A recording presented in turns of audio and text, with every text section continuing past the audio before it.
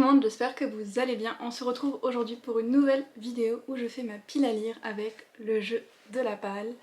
Si vous ne connaissez pas ce jeu de cartes, je vous mettrai en barre d'infos toutes les vidéos pour comprendre d'où il vient, comment on l'a créé avec Hélène Illustration et comment l'utiliser. Ce mois-ci, je suis particulièrement contente de l'utiliser parce qu'on a récemment sorti l'extension romance, donc je vais avoir de nouvelles cartes dedans et ça commence à être un paquet de cartes assez épais quand même. Avant de relancer les dés et de voir qu'est-ce que ça n'appelle pour le mois de mars, on va revenir sur les lectures du mois de février et voir si j'ai bien fait mon travail ou non. Sur les 5 livres que j'avais prévus pour février, j'en ai lu 4, donc on est quand même pas mal. J'ai lu Vanya et le loup, La fille dans la tour, Bloodmarked et The Likeness. Le seul que j'ai pas lu en fait c'est Aurora's End. Malheureusement j'aurais bien aimé pour pouvoir dire que j'ai fini une série de plus, mais je n'ai pas eu le temps. Si je devais les noter rapidement, franchement ça a tous été des très bonnes lectures. Je pense que Vanya et le loup serait un 4,25 sur 5. La fille dans la tour, un 4,75 sur 5. Bloodmarked, un 5 sur 5. Et The Likeness, un 4,5 sur 5.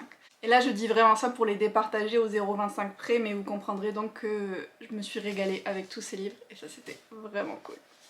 Donc pour ce mois-ci, vu qu'il y en a un que je n'ai pas lu, je vais retourner d'un point en arrière et on va lancer mon petit dé.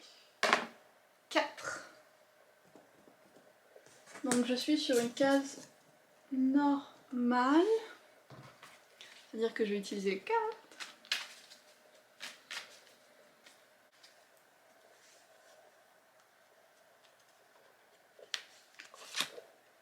Oh, une romance queer. Ah, je sais lequel je vais lire. J'ai pris So This Is Ever After de F.T. Lukens qui est une romantaisie avec une romance MM, donc ça va très bien pour la carte romance queer. En plus c'est assez assorti niveau couleur. J'adore. Avec une romance entre le futur roi qui a sauvé la princesse et qui est censé être à la fin de l'histoire en mode Happily Ever After. Sauf qu'en fait il est amoureux de son chevalier et vice versa. Donc je pense que ça va être cute et que ça va se lire très bien. On enchaîne avec le deuxième lancer des 5. Oh, ça avance vite. Hop. Je reprends les petites cartes.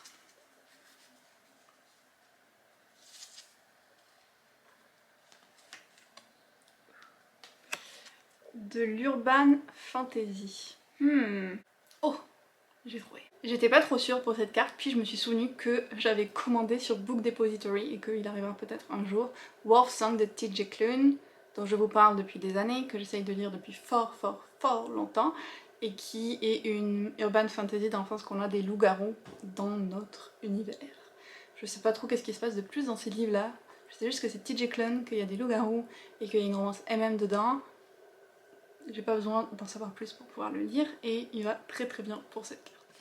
Pour le moment vous allez me dire Elise tu te casses pas trop la tête, ta pile à lire que tu pioches c'est la même que celle pour le challenge Romantaisie et vous n'avez pas tort. On va voir si le prochain lancer vient un peu changer ça. 4.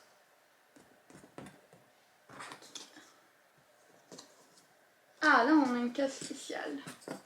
Pour ça là il faut que je lise le livre le plus court de ma pile à lire, mais genre sans compter les mangas et BD, sinon c'est sûr que ça va être un de ceux-là.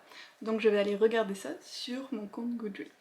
Donc je suis allée voir sur mon Goodreads et mon livre le plus court c'est Thread of Angels de Rebecca Roanors. C'est une histoire de société avec des anges où les Fallen, ceux qui se sont rebellés et qui sont tombés du ciel, sont vraiment comme le bas de la société, au contraire des archanges, les virtues qui gèrent la société, et des élects qui sont aussi comme des bons citoyens, sauf qu'ils ont besoin des Fallen pour récolter des minerais précieux issus du corps des anges tombés et décédés, c'est ce que j'ai cru comprendre. Comme je dis, c'est compliqué, surtout pour un livre aussi épais, je me dis waouh, il y a beaucoup d'éléments. Donc on va voir, ce livre a pas des super bonnes reviews sur Goodreads, mais comme j'avais adoré Black Sun, Entre terre et ciel, je pense que ça a été la traduction en français, j'avais envie de tester ce livre-là aussi, donc c'est l'occasion, il va se lire vite, parfait. Avant-dernier lancé. Non.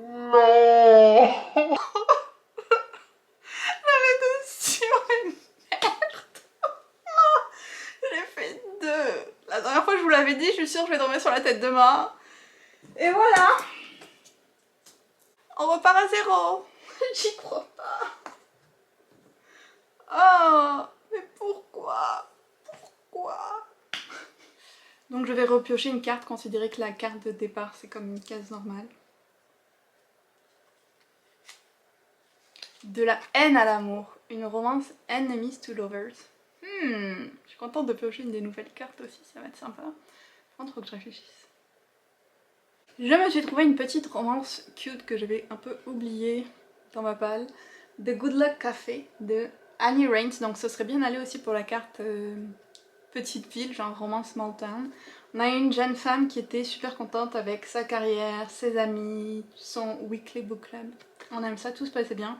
Jusqu'à ce qu'elle découvre que son village, sa ville d'origine, a pour plan de détruire le petit café que possédait sa mère. Et donc elle va vouloir s'opposer à ces plans-là et demander l'aide à son meilleur ami d'enfance qui s'appelle Jill Ryan.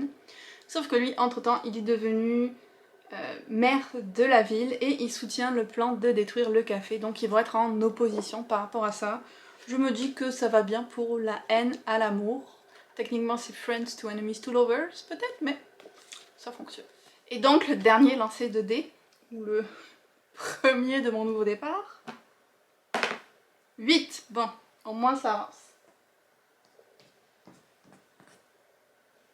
Oh, ça c'est trop bien.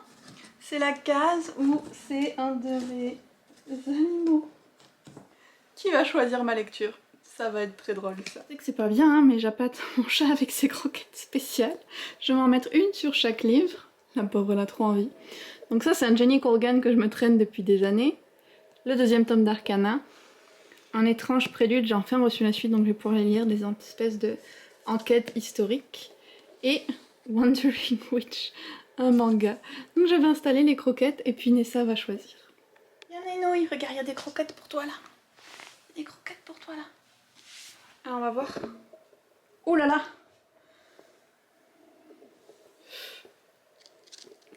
Merci Nessa, qui a donc choisi Wandering Witch pour ma prochaine lecture. Ça y est, j'ai ma petite pile à lire du mois, et pour faire un récapitulatif, on a So This Is Ever After pour une romance queer.